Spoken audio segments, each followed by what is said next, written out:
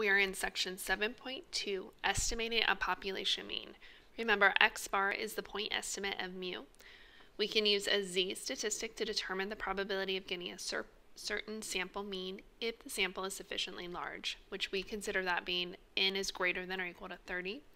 If the sample is small, then the distribution is not normally distributed, and a t statistic must be used instead of a z statistic. The t distribution has a more spread of its data than the z distribution. You can see that down below. So a standard normal distribution, you can see that bell shape there. And then that t distribution, when n is close to 30, is also symmetric and bell-shaped. And then when it's not, when n is smaller than 30, when we don't have quite as much data, you can see that that bell-shaped curve is extremely spread out. So the t distribution is typically used to study the mean of a population rather than the study of individuals within a population. In particular, it's used in many cases when you use data to estimate the population mean. For example, using a sample mean of 20 homes to estimate the average price of all the new homes in California, or when you use data to test someone's claim about a population mean. For example, is it true that the mean price of all new homes in California is $500,000? The connection between the normal distribution and the t distribution is that the t distribution is often used for analyzing the mean of a population if the population has a normal distribution or fairly close to it. Its role is especially important if your data set is small or if you don't know the standard deviation of the population, which is often the case. So what we have is what's called the student t's distribution. And for that formula down below, you'll notice that we are taking our value, subtracting our mean for our population, but when we divide it, we divide by the sample standard deviation divided by the square root of n, which was our sample. So student t distribution says, suppose that a simple random sample size n is taken from a population. If the population from which the sample is drawn follows a normal distribution, the distribution of t equals, in that formula, follows the student t distribution with n minus 1 degrees of freedom, where x bar is the sample mean and s is the sample standard deviation. So again, note that we have n minus 1 degrees of freedom, x bar is sample mean, and s is the sample standard deviation. The idea of degrees of freedom are allowing a certain flexibility in n minus 1 of those sample that we have from our trials, and that one other one has to fit a certain way. We don't get much into that idea. It's more of just a given thing with degrees of freedom. It's discussed more in other textbooks, not in ours. So, properties of the t distribution. The t distribution is different for different degrees of freedom, and t is a distribution is centered at 0 and it's symmetric to 0. The area under the curve is 1. The area under the curve and to the right is equal to the area to the left of 0, which is also equal to 0.5. The fourth one that we have here says, as t increases or decreases without bounds, the graph approaches but never equals 0. The area in the tails of the t distribution is greater than the area in the tails of the standard normal distribution. You can see that in that visual representation up above. 6, it says, as the sample size n increases, the density curve of t gets closer to the standard normal density curve. This is called the law of large numbers. And you can see that also up above too. So it says, next, remember that z alpha is used to represent a z-score whose area under the normal curve and to the right of z alpha is alpha. Similarly, t alpha is used to represent the t-value whose area under the t distribution and to the right of t sub alpha is alpha. So to find a t-value with a TI-84 graphing calculator, so first of all, note that if you do have an 83 or even some of the older style 84s, you will not have this on your calculator. You have a couple options. One is to go to the T-Mark and have them upload all the statistical programs on your calculator that you are missing.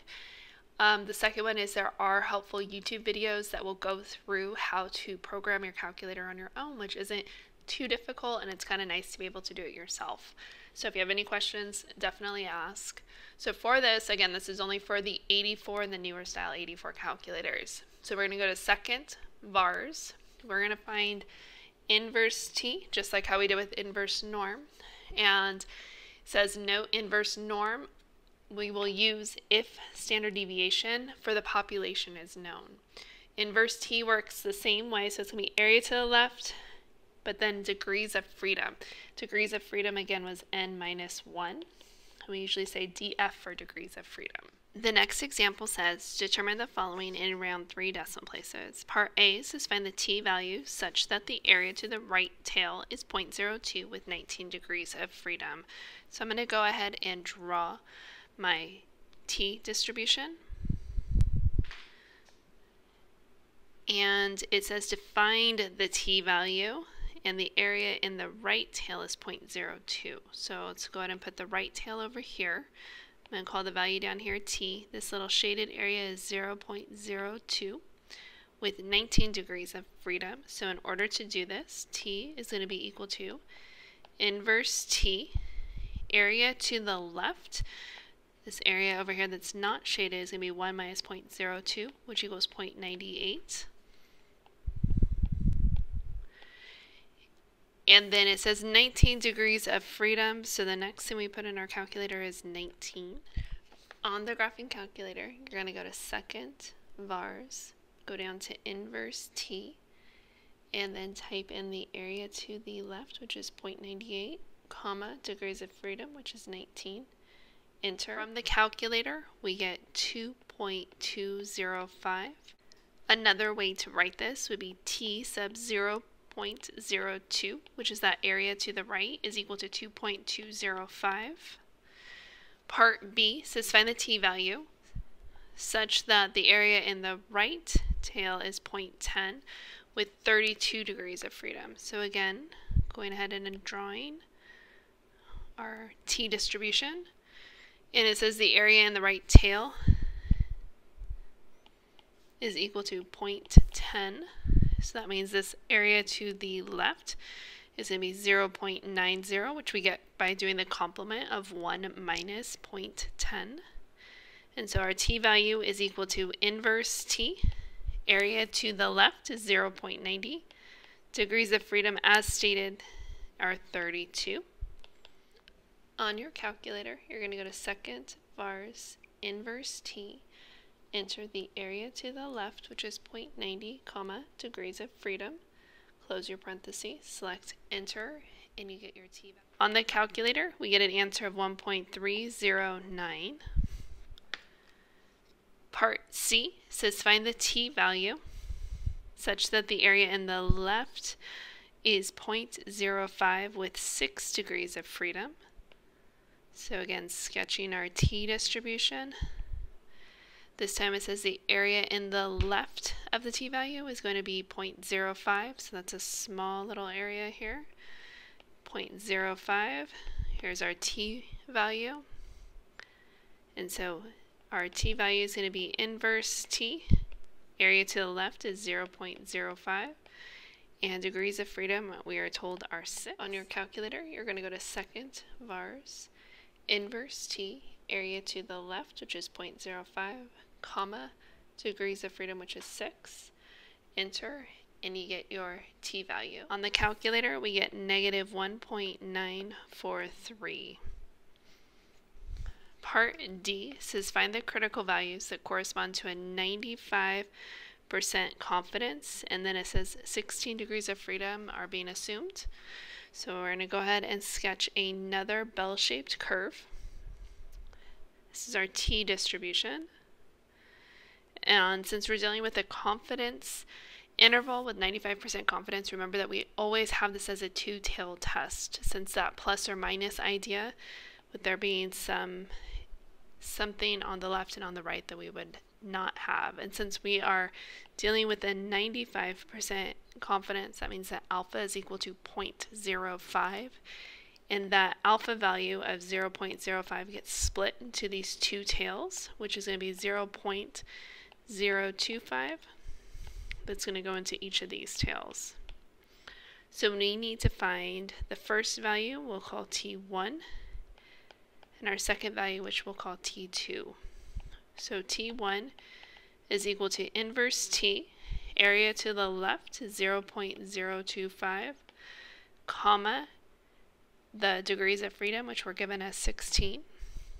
And then to find T2, same thing, inverse T, but this time area to the left of T2 is going to be the 0.95 plus the 0.025, which is a total area of 0.975, comma, 16 degrees of freedom. To get the first T value, we're going to go ahead and go to second vars, inverse T. The area to the left is 0.025, comma, degrees of freedom is 16, close parentheses, select enter, and this is the first T value that we get. To get the second one, second vars, inverse T, area to the left is 0.975, degrees of freedom is 16, close parentheses, select enter, and also remember that your T distribution is symmetric. From the calculator, we get the first value as negative 2.120 and the second value of 2.120. Remember that your T distribution, just like the standard normal distribution, your Z distribution, is symmetric about the mean. And so that should make sense why those are the same value but one positive and one negative. Right below this, we have how to construct a confidence interval for a population mean with a TI 83 or 84 calculator. So first thing is to verify, and you need to verify that it's a simple random sample, the population is normally distributed, or the n is greater than 30. Step 2 is going to be to go to stat, go to test, go to T interval, and it does have a little note here to be careful about, because some of the problems will give you the population standard deviation, which is sigma, and if that population standard deviation is known, you use Z interval. But for ones where you do not know the population standard deviation, you could know the sample standard deviation, but not the population standard deviation. We use T interval. And if the data is raw, then we highlight data and put all of the values into L1 and set list to L1 and frequency to 1. If summary statistics are known instead, we're going to highlight stats and enter in the statistics. Enter confidence level followed by C level, and highlight calculate, press enter. The answer is going to give that lower limit and the upper limit, and then again step 3 is interpreting your results. So the example right below says the summary statistics for randomly selected weights of newborn girls with N is 205, X bar is 30.4 hectograms, S is 7.1 hectograms. The confidence level is 95%, round 3 decimal places. Part A says find either the critical value T alpha over 2 or the critical value Z alpha over 2, whichever is appropriate. So we need to first determine which one is appropriate. And so the question is, do you know sigma? So sigma is the population standard deviation, and we don't know that. So sigma is unknown. And since we don't know sigma, this means we're going to use T alpha over 2. For our critical value, we're use that T distribution. So to figure out our T alpha over 2, it's going to be T sub, and since we're dealing with a 95% confidence interval, alpha would be 0.05 divided by 2 equals, and we're going to calculate this and call that, we'll say T of 0.025. And to do this, we use inverse T to get that T value. Area to the left would be 0.975. And our degrees of freedom, which for this problem, since we have 205 as our n, remember your degrees of freedom were equal to n minus 1, so this would be 204. So on the calculator, rounding 3 decimal places, we get 1.972. Part B says construct a confidence interval estimate of the mean. So in order to do this, we either use Z interval or T interval, and since we're using, since sigma is unknown, we use our T distribution. So we're going to be using T interval.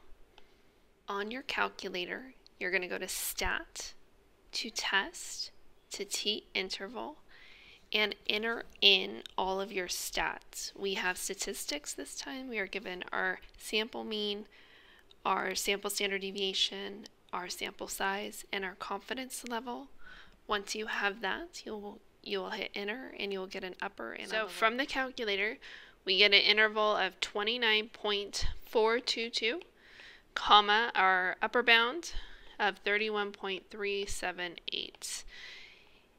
And so we also need to interpret our interval, and so we'll go ahead and say about 95%, since we're dealing with a 95% confidence interval, of these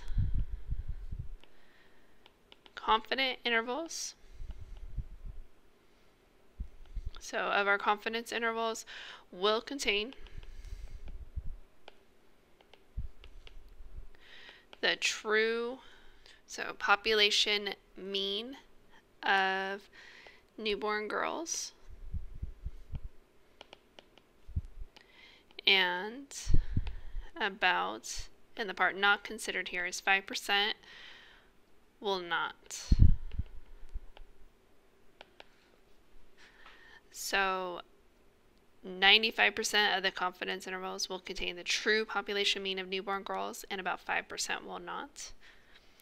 So we have another example right below this that says travelers pay taxes for flying, car rental, and hotels. The following data represents total travel tax for a 3-day business trip in 8 randomly selected cities. Round 3 decimal places. So you can see the amounts listed there, that list of numbers. So part A says determine the best point estimate for the population mean for traveling taxes. And so our point estimate for the mean is going to be X bar. And so you can add these up and divide by however many we have, or we can go ahead and use the calculator. And in order to do that, you can do 1var stats and put those numbers in. So we'll go ahead and do that. And we'll say this is L1. You can put your data in on your graphing calculator. Go to Stat, Edit, and enter in all the values that you have into L1. Once you're done, go back to Stat, Calc, 1var stats, select Enter since we just have the one list of numbers, and you will get your mean, which is the best point estimate for the population mean of traveler tax. From the calculator, we get a best point estimate of 83.349, going ahead and rounding 3 decimal places. Part B says to construct and interpret a 95% confidence interval to estimate the mean tax paid for a 3-day business trip. So we do not know sigma, so sigma is unknown. So we're going to go ahead and use T interval. And we need to make sure that we have this set for our data since we have a list of numbers, and you should have those values already listed into L1 on your calculator. Go to Stat, Edit, and enter in all your values into L1. Then go to Stat, Test, find T interval, and make sure you input 95 for your confidence level. Once you select Enter, you should get a lower and an upper bound given to you. From the calculator, we get a lower bound of 73.046 and an upper bound of 93.652. And so interpreting this, we can say about 95% of these confidence intervals will contain the true population mean travel tax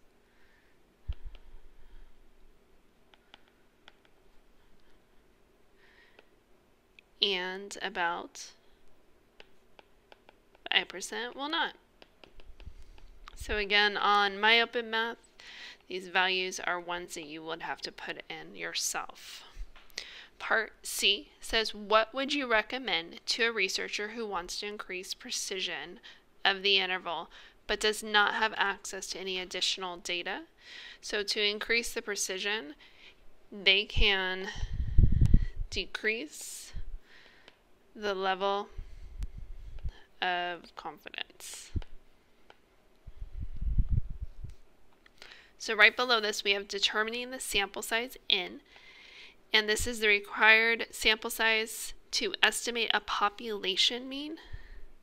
So this would be to estimate the population mean, mu, is given by N equals Z alpha over 2, which is again on page 2 of your notes, times sigma, which is your population standard deviation, divided by E all squared. And it says where N is rounded up to the nearest whole integer, just like what we saw before. So we have 3 different formulas for how to compute your sample size. It depends on the way that the problem is written and what's given to you. This one is for estimating the sample needed for a population mean problem, whereas the other 2 that we saw earlier were for estimating population proportion and with previous data known about a study and nothing known about a study from previously. So right below this it says what could be done to increase the precision of a confidence interval. So you can increase the sample size or decrease the level of confidence, like what was stated in that last part of the example.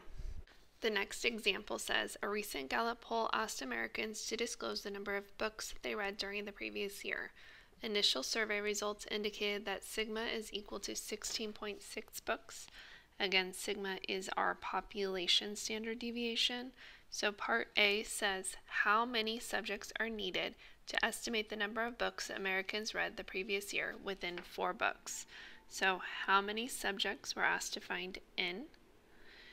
And it says with the previous year within 4 books. And since this is within 4 books, this would be our margin of error, or E.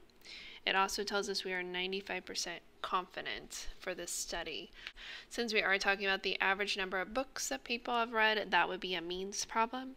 And so I'm going to go ahead and copy down that formula that is listed right up above. It is Z alpha over 2 times sigma divided by E all squared.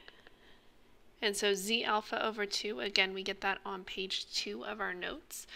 And since our confidence level is 95%, our Z alpha over 2 is 1.960. Sigma is equal to 16.6 divided by E, and E here is 4. And this is going to be all squared. So substituting this all in on your calculator, you get 66.16, but as that formula states, you always need to round up. Since we need 66.16 people for this study, we need that partial person to be a whole person. So we have 67 people. Part B says how many subjects are needed to estimate the number of books Americans read the previous year within 2 books. So again, how many subjects are needed would be N again. This time we are estimating it within 2 books and still at a 95% confidence. So this time E is equal to 2, and that's the only thing that is changing here. So we still have Z alpha over 2 times sigma divided by E all squared. Z alpha over 2 is 1.960 times sigma, which is 16.6, divided by E, which is 2, quantity squared. Substituting this in on your calculator, since our margin of error is smaller, we are going to have to be collecting from more people. And so we get 264.65, which for this one, again, we need to round up to the nearest whole number. So we need to sample 265 people in order for our study to be 95% confidence and within 2 books. So part C says how many subjects are needed to estimate the number of books Americans read the previous year within 4 books within 99% confidence. So again, we're still looking for how many subjects. And again, we're within 4 books, so this is going to be our E, and our confidence level changed. We are now at 99%. And so it also says to compare the results to part A, and how does increasing the level of confidence in the estimate affect the sample size? Why is this reasonable? So the first part is to find our sample size. And so we have Z alpha over 2 times sigma divided by E, all squared. Z alpha over 2 is 2.576 from page 2 for a 99% confidence level. Sigma is still 16.6. And then our value of E again is 4. And then we're going to square this. When we work this out, we get 114.28. Again, rounding up to the nearest whole number. We get 115 people.